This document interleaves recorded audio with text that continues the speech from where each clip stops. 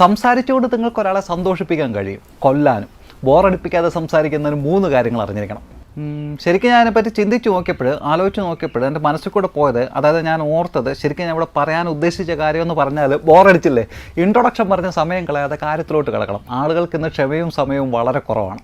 English അറിഞ്ഞിരിക്കുന്നത് വളരെ ഉപകാരപ്രദമാണ്. പക്ഷേ ഇംഗ്ലീഷ് സംസാരിച്ചതുകൊണ്ട് നിങ്ങൾ ഉയർന്നവരോ അറിവുള്ളവരോ ആകണമെന്നില്ല. അതൊരു ഭാഷ മാത്രമാണ്. മലയാളം സംസാരിക്കുന്നതിനിടയിൽ സ്റ്റാറ്റസിന് വേണ്ടി മനഃപൂർവ്വം കട്ടിയുള്ള ഇംഗ്ലീഷ് വാക്കുകൾ കൊണ്ടുവരുന്നത് വളരെ ബോറാണ്. അറിയാതെ വരുന്നതൊക്കെ. ഇംഗ്ലീഷ് ഉച്ചാരണത്തെപ്പറ്റിയും അധികം വേവലാതിപ്പെടേണ്ട ആവശ്യമില്ല. സ്പാനിഷുകാർക്ക്, റഷ്യക്കാർക്ക്, ഇംഗ്ലണ്ടുകാർക്ക്, അമേരിക്കക്കാർക്കെല്ലാം അവരുടേതായിട്ടുള്ള ഉച്ചാരണ രീതികളുണ്ട്. നമ്മൾ ഇംഗ്ലീഷ് സംസാരിക്കുന്ന ഒരു മലയാളിയാണ്, അതിൽ അഭിമാനിക്കുക.